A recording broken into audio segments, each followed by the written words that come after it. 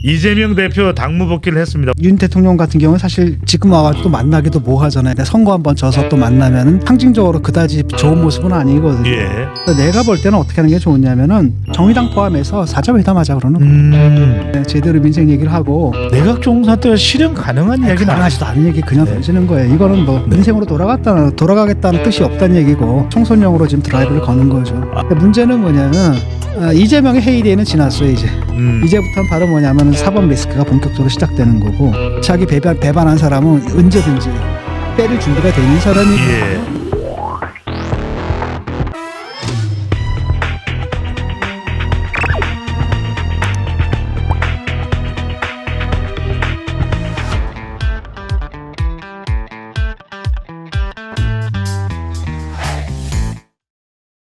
이재명 대표 당무 복귀를 했습니다. 월요일 당무 복귀하면서 내각 총사퇴하라.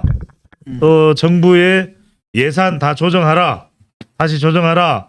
이야기를 했고 징계안에 대해서는 비명 징계안에 대해서는 비명이 안 나오도록 왈가왈부하지 않겠다. 교수님 복귀 첫날 민생 3자회담 카드를 이야기를 했습니다만 민생을 또 지금 논의한다면 또 윤석열 대통령은 순방도 있는데 일단 김기현 대표라도 빨리 만나서 뭔가 논의해야 되는 게 맞지 않을까요? 뭐 민생으로 옮겨간다는 뭐 제스처를 좀 취하는 것 같은데 예. 원래 이게 이제 이재명 대표에서 영수회담을 요구하지 않았습니까? 그런데 그걸 김기현 대표가 그게 아니라 여야 대표로 하자. 그래서 민생으로 회귀하기 위한 회담을 하자라고 제안을 했더니 그걸 받아가지고 그렇다면 제3자 회담을 하자. 예. 너도 오고 대통령도 데리고 와라. 나랑 만나자. 이렇게 얘기한 거거든요. 네. 그래서 만약에 이걸 갖다가 윤 대통령 같은 경우는 사실 지금 와가지고 또 만나기도 뭐하잖아요. 그동안 안 만나왔는데 선거 한번 져서 또 만나면은 그게 좀 뭐랄까 상징적으로 그다지 좋은 모습은 아니거든요. 예. 그래서 그래서 안 만나게 되면 또 뭐 달라진다 그러더니 또 달라진 거 없네 또 이렇게 공격할 거란 말이죠. 그래서 내가 볼 때는 어떻게 하는 게 좋냐면은 윤 측에서 그 대통령실에서 일단 순방 끝나고 돌아오면은 예. 정의당 포함해서 사자회담하자 그러는 거예요. 그러니까 그 원내 정당들 있잖아요. 원내 네. 정당들 다 대표들 만나게 되면 그 중에 이제 이재명 대표는 원오브 댐이 되잖아요. 그렇게 가지고 만나자라고 한다면 사실은 소수 정당에 대한 소수 정당을 배려하는 것도 되고 여러 가지 면에서 좋죠. 그래서 네. 저는 이렇게 역제안을 했으면 좋겠어요. 그럼 만나는 김에 다 만나자. 다 불러라. 다 와라. 청와대로 다 와라. 청와대가 아니라 용산이죠. 용산으로 다 와라. 민주당이나 이재명 대표 측에서도 반대할 이유가 없겠네요. 빼지 못하죠. 그래서 그렇게 아주 적극적으로 능동적으로 받아치는 게 제가 볼 땐 가장 좋은 수다. 예. 그다음에 실제로 만나서 민생 얘기를 좀 했으면 좋겠어요. 진짜로. 제대로요. 네, 제대로 민생 얘기를 하고. 예. 그나마 좀 그 희망적인 조짐들은 좀 보이거든요.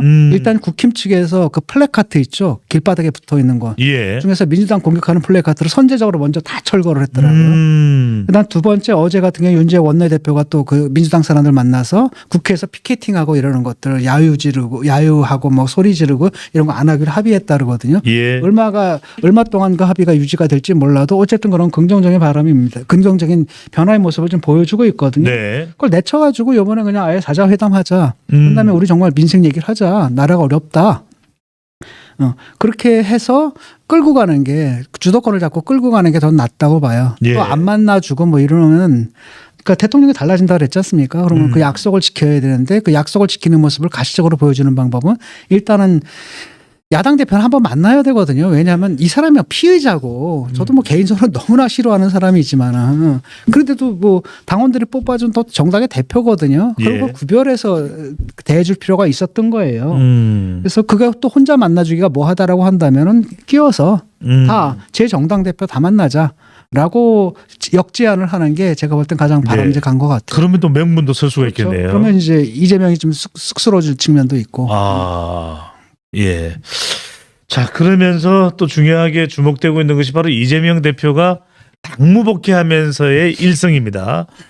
내각 총사퇴. 먼저 하나씩 좀 나눠서 여쭤보겠습니다. 내각 총사퇴가 실현 가능한 이야기는 가능하지도 않은 얘기 그냥 네. 던지는 거예요. 이거는 뭐 네. 인생으로 돌아가겠다는 뜻이 없다는 얘기고 예. 계속 드라이브를 걸겠다는 거고 총선용으로 지금 드라이브를 거는 거죠. 아. 그래서 지금 뭐 3자 회담 이것도 결국 뭐냐면은 그거거든요. 총선용 드라이브거든요. 예. 총선용 드라이브를 하는 거니까 이런 걸 정식으로 좀 받았으면 좋겠어요. 제가 볼 때는 내각에서 앞으로 좀 정리가 될 사람들이 있거든요. 강성들은 정리해야 돼요. 어차피. 요번에 그 임명하려고 했던 3명, 2명은 벌써 임명이 됐지 않습니까? 예. 그런 사람들 계속 안 치면 안 되거든요. 그리고 몇 개 있습니다. 보훈처 장관 같은 경우에도 문제가 너무 많고 이번에 홍범도 사건이라든지 이런 것들. 이 다 표 깎아먹는 일이었잖아요. 몇몇 사람들이 있거든요. 그 강성들 극우, 뉴라이트. 이쪽은 중도층의 등을 돌리게 하는 아주 그냥 공신들이거든요.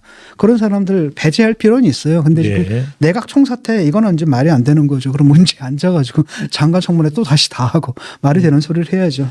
자, 또 하나가 이제 이 이재명 대표가 더 중요한 것은 당 내입니다. 징계안에 대해서 비명계겠죠. 체포동의안에 가결한 것으로 알려지고 있는 비명계 징계안에 대해서 왈가왈부하지 않겠다. 그러니까 일종의 이게 진정근 교수께서 얼마 전에 얘기했던 굿캅, 배드캅. 예. 그러니까 이재명 대표는 그렇게 이야기하지만 정작 이재명 대표를 옹이하고 있는 주변의 측근들은 이를 바득바득 갈고 있다. 이런 이야기도 나옵니다. 그렇죠. 그러니까 이재명 대표는 뭐 지금 와가지고 그들 징계하라 이렇게 말할 수는 없는 거 아니겠습니까? 그러니까 더 이상 왈가왈부하지 않겠다 이 정도라는 거죠. 그러니까 나는 빼겠다라고 얘기를 하는 거고 마치 폰티오 필라투스가 이렇게 손을 씻는 것처럼 예. 그런 모양을 좀 보이는 거예요. 나는 그렇다. 예수를 죽인다면 니들이 죽이는 거지 나는 아니다. 아. 이렇게 손을 씻어버린 거란 말이죠. 근데 아시겠지만 이재명이라는 사람의 속성을 보면 알잖아요.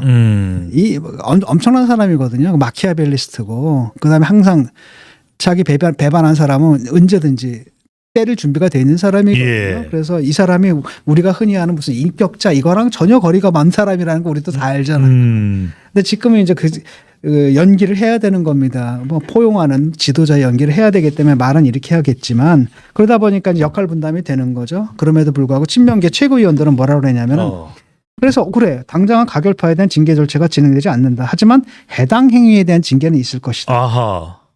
이 말은 무슨 말이냐면은 일단은 가결파에 대한 징계 절차 그거는 불가능해요. 그거 왜냐하면 무기명이고요. 무기명인데 그걸 어떻게 찾아내? 네. 그다음에 설사 그걸 한다 하더라도 그건 법원에 가면 그 뭐랄까 무효가 돼버리거든요. 그러니까 법적으로 아무런 의미가 없는 겁니다. 본인들과 알아요.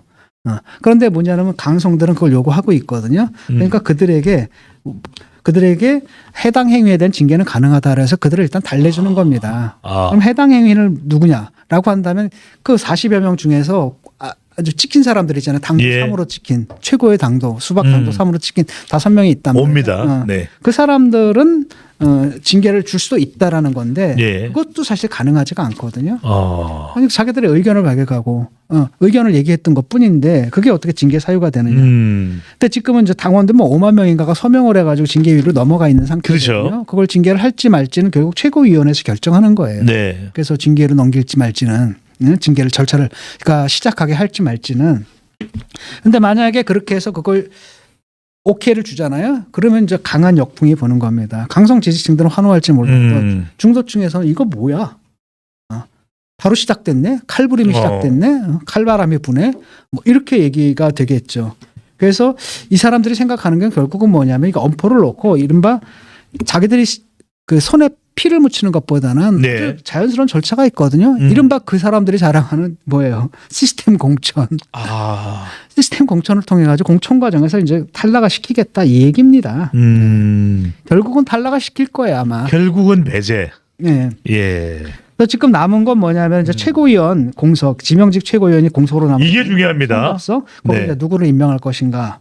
그다음에 정책위 의장에 누구를 임명할 것인가. 예. 이건데 제가 볼 때는 그냥 친명 아니면은 비명 중에서도 약간 힘을건한 색채 이런 사람들 뭐 전반적으로 자기들이 헤게모니를 꽉 잡고 있기 때문에 예. 일단 그 친명 기조로 간다, 친명 일색화로 간다는 거에 대한 큰 그 변화는 없을 거예요. 그러니까 그 민주당이 일단은 이재명이 사당이 된 거예요. 이재명이 1인 정당이 됐다. 그게 완성됐다 이렇게 보면 예. 됩니다. 근데 지금 결과적으로는 이재명 대표는 교수님이 강조하셨듯이 뭐 왈가왈부하지 마라 하지만은 결과적으로는 정말 좀 개혁의 목소리를 내야 될 돈봉투 리스크도 그렇고 코인 리스크에 대해서는 일절 이야기를 안 하네요. 전혀 뭐 그런 얘기 할 필요 없는 거죠. 지금은 좀 상승세를 타고 있거든요. 예. 승승장구하고 있고 그러니까 막 그냥 나오는 겁니다. 내각 총사퇴해라.